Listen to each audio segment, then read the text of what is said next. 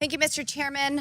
Mr. Matt Taibbi, a respected reporter who published much of the Twitter files, said, quote, Twitter's contact with FBI was constant and pervasive, as if it were a subsidiary. Now, I want to better understand why he would suggest that. Mr. Roth, while at Twitter, how many meetings did you have with the FBI? I couldn't say for sure, but I would say more than 10? That's a reasonable More than 20? estimate. I couldn't say for sure. More than 50? That seems a bit high. Many meetings with the FBI. Well, we know how many FBI agents worked at Twitter while you were there? I don't believe any active FBI agents. Former FBI agents, how many worked there while you were there? I'm aware of perhaps 2. Well, we know of at least 9 because they started the BU group chat, BU for Bureau. Now, Mr. Roth, did the FBI ever ask you to share information like users' communication data without going through proper legal channels? No, they did not, and I would have refused if they had. That's correct. I see that you denied Agent Chan's request for access to Twitter's data feed. What's sick isn't that you would deny it. It's that the FBI would even ask you for the private data of American citizens without going through legal channels of the law. Now, I want to remind you, Mr. Roth, that you are under oath. Did the FBI ever ask you to do anything that was illegal or questionably legal? I'm not a lawyer, but certainly not to the best of my recollection or knowledge. Now, from the hearing that I've been a part of today, it's almost impossible to tell where the FBI ends and where Twitter begins. We have Mr. Baker here, a former FBI agent, and there seems to be a revolving door between the FBI and Twitter itself. Even Mr. Baker said that there was no collusion with the federal government and Twitter. But Mr. Baker, that's you. You are the collusion between the federal government and the FBI.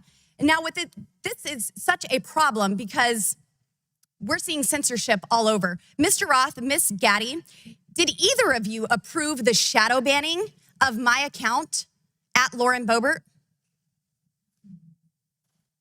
Yes or no? No, I did not. Not to the best of my recollection. Well, let me refresh your memory because on March 12th, 2021, and Mr. Roth, I know you looked at it because Fascist Twitter 1.0 had a public interest exceptions policy, which means for members of Congress to be shadow banned, it had to go before you, Mr. Roth. So I'll ask again, did you shadow ban my account? Yes or no? Again, not to the best of my recollection. So the answer is, Mr. Roth, yes, you did. I found out last night from Twitter staff that you suppressed my account for this tweet. It's a freaking joke about Hillary Clinton being angry that she couldn't rig her election. It's a joke, but in response, being the sinister overlords that you all are, you placed a 90-day account filter so I could not be found. And now we see here that Twitter staff said the visibility filter on my account excluded me from top searches, prevented notifications for non-followers, and much more. This is considered an aggressive visibility filter. You silenced members of Congress from communicating with their constituents. You silenced me from communicating with the American people over a freaking joke. Now, who the hell do you think that you are? Election interference? Yeah, I would say that that was taking place because of you four sitting here. The Hunter Biden laptop story was suppressed. A sitting member of Congress was suppressed.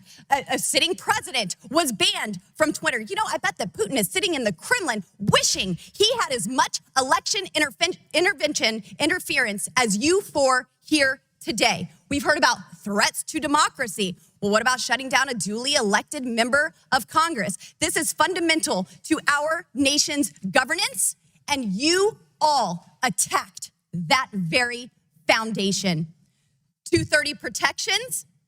Well, those are for publishers, not for editors. And it's clear you were not acting as publishers, you were acting as editors. And Mr. Chairman, I think it's far past time that we remove 230 protections for big tech platforms who are abusing this protection.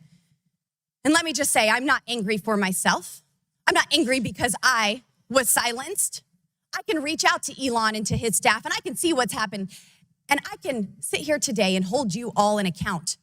I am angry for the millions of Americans who were silenced because of your decisions, because of your actions, because of your collusion with the federal government. They can't reach out to Elon. They can't sit here today and hold you into account. We don't know where the FBI ends and Twitter begins. Free speech and even Twitter. Mr. Chairman, I yield. Thank you, Mr. Chairman, Mr. Baker, Ms. Gaddy, Mr. Roth, and Ms. Navaroli. You can consider your speech canceled during my time because you canceled mine. You see, you permanently banned my personal Twitter account, and it was my campaign account also. So let's talk about election interference, shall we? January 2nd, 2002, you permanently banned my Twitter account.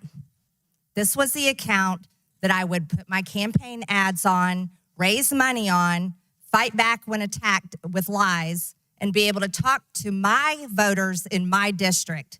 But you banned it. And then let me explain. My account was not reinstated until November 21st, 2022. That was after my election on November 8th. You know, at your company or your former company where you worked, Twitter employees, over 98% of them donate to Democrats. So while you coordinated with DHS, the FBI, the CIA, our government, and outside groups to permanently ban, shadow ban conservative Americans and candidates like me and the former president of the United States, President Donald J. Trump, you were censoring and wrongfully violating our First Amendment free speech rights. Guess what? None of you hold security clearances. None of you are elected, and none of you represent 750,000 people like I do. Let's explain. 52 United States Law 10101.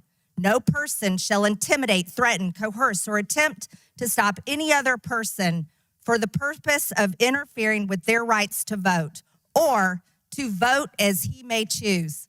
You didn't shadow ban or permanently ban my Democrat opponent. No, you did that to me. And that was wrong, and it was against the law. You see, not only that, was it me that you violated my First Amendment rights? You violated countless conservative Americans. These were doctors that were trying to tell the truth about COVID, doctors that were having success treating people with ivermectin that you all would not allow to be talked about on your platform. These were parents complaining about their school boards, teaching gender lies in their schools, biological males entering their daughters' bathrooms and sports. These were also people questioning the 2020 election. And guess what? That's Americans' First Amendment right. These were people talking about voting machines. You know what? Democrats did that in 2019, before the 2020 election. On Twitter, people could question elections such as 2016, saying Hillary won, but in 2020, no one could question elections saying Trump won. You abused the power of a large corporation, big tech, to censor Americans. And you want to know something? Guess what? I'm so glad that you're censored down. I'm so glad you've lost your jobs. Thank God Elon Musk bought Twitter. And you know what? Let's talk about something a little bit further.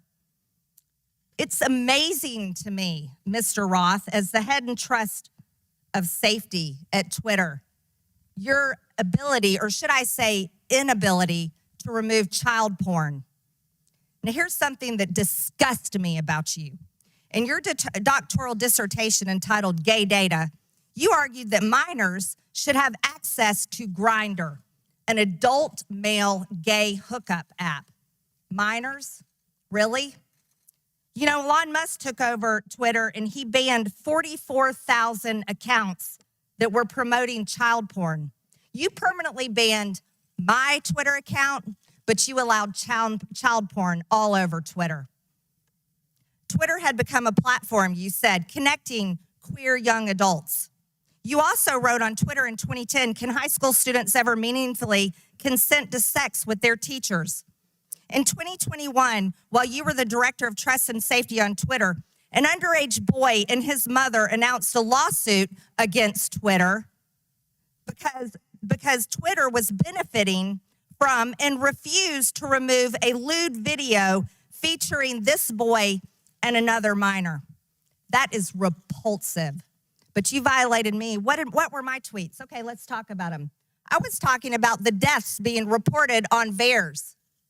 By the way, that's on the CDC website. I was also saying that I didn't think any entity should enforce a non-FDA approved vaccine or mask. Guess what? A lot of people agreed with me, but you called that COVID misinformation. By the way, I'm a member of Congress and you're not. I also said the controversial COVID-19 vaccines should not be forced on our military. You want to know something? Republicans stopped that in the NDAA. Ladies, time has expired. And your time has expired. I yield back. Thank you, Mr. Chairman. 자, 좀 전에 로렌 보버트, 콜로라도주 연방 하원 의원, 그리고 말조리 테일러 그린, 조지아주 연방 하원 의원이 트위터를 상대로 따지는 모습을 봤습니다. 예, 두 의원들 다 정의파 의원들이에요. 메인스트림 미디어에서 극우파 한다는 언론 그 의원들이 정의파 의원들입니다. 예, 진실에 입각한 말들을 해요. 기득권들이 이제 싫어한다는 거죠. 양쪽 진영 기득권, 민주당, 특히 이제 공화당 진영에서도 별로 안 좋아하고. 왜 안 좋아하겠습니까? 자기네 밥그릇 뺏기기 때문이 아닐까요? 자, 아까 말조리 테일러 그린은 보여줬죠. 내 계정 이렇게 폐쇄했다. 그런데 소아성애, 아동 포르노 이런 거는 버젓이 놔두고. 그리고 지금 요엘 노스는 어느 정도 연관돼 있죠. 그 소아성애 관련된 그 논란에 지금 휩싸여 있습니다. 트위터 CEO 일론 머스크가 뭐라고 했습니까? 요엘 로스. 그 사람이 이제 트위터 법률 고문이었어요. 자, 요엘 로스는 트위터에서 Trust and Safety, 그러니까 안전, 보안 쪽 담당을 했던 사람입니다. 요엘 로스가. 얼굴 잠깐 보여드릴게요. 이 사람입니다. 그래서 로렌 보버트도 그런 거죠. 왜 자기 트위터를 샤도밴 하느냐. 그리고 선거 2년마다 있지 않습니까? 연방 하원 의원은. 작년 선거에도 개입했다는 겁니다. 이 로스가, 요엘 로스가. 그리고 말조리 테일러 그린 역시 마찬가지로 그렇게 비판을 한 거고요. 메인스트림 미디어 뭐합니까? 뉴욕타임스, 워싱턴 포스트, CNN, 타임, 뉴스위크 이런데 뭐 롤링스톤 이런 언론들은 전혀 커버를 안 하고 있어요. 이런 진실들을. 말조리 테일러 그린 그리고 로렌 보버트는 여러분께서 아셔야 된다. 이 두 분은 정의로운 의원들이에요. 메인스트림 미디어에서는 극우하고 그걸 그대로 번역보다는 한국 한인 언론도 극우 뉴욕타워포 CNN이 극우라고 하니까 극우인가 보다 이렇게 그냥 멍청하게 바보처럼 따라가는데 그러니까 그런 천치 언론이 돼서는 안 된다는 겁니다. 그럼 저널리즘 포기해야 돼. 자, 청문회 얘기는 계속 앞으로 제가 계속 팔로우업 하도록 하겠습니다. 자, 이번 시간은 여기서 마치도록 하겠습니다. 진정한 좌와 우를 말하는 시간이 아니다. 옳고 그름만 논하는 시간입니다. Not about left or right, all about right or wrong. 감사합니다.